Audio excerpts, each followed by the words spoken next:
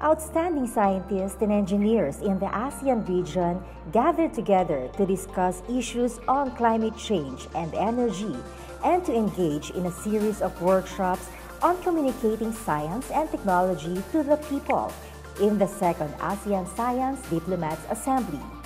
As they learn effective communication mechanisms to bridge their scientific efforts to the general public, the diplomats will get to experience Davao City for a week.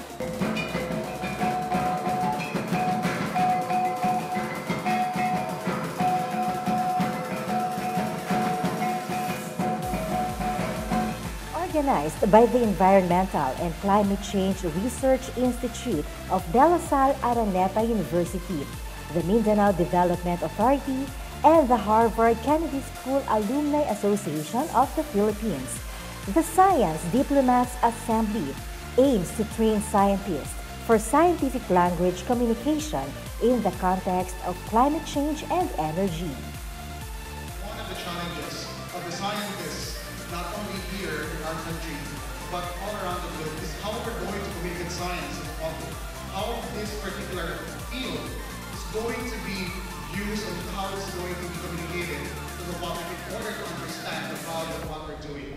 And that's the reason why we have this particular event. The ASEAN Science Diplomats Assembly is arguably one of the most important initiatives in climate and environmental research in our country and in our region. The opening of the week-long assembly was graced with an inspiring message from the President and CEO of Stat Weather Institute, Dr. Ria Persad.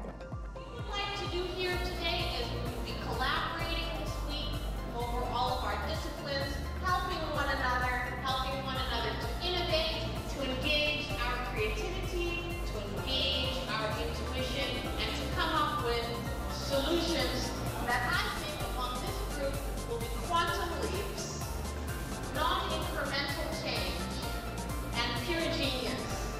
And so let us collaborate together this week so that we can discuss what we can do to be a part of this solution. Thank you very much. And the President of Harvard Kennedy School Alumni Association of the Philippines, Attorney Anthony Abad. So again, congratulations. You've done a good job and good luck with the rest of these days. As the good counselor has recommended or advised, don't just work, play a little, enjoy the food of Davao, enjoy the sights, so that it will help, it will help also with your memory. When you come out of this, you'll remember all of these technical things because of the fun things that you did here in Davao. So again, buhay, a wonderful time here in Davao, and again, thank you very much. The second part of the program featured representatives from national government agencies, international organizations, and private sector to talk about program updates and current research of their institutions. Under Food and Security, Attorney Ranibay Bilanggalan, Undersecretary of Department of Agriculture, emphasized the promotion of halal development in environment and water sufficiency. Senior Operations Officer of the World Bank, Mr. Gerardo Parco, explored the improved water allocation in the Philippines.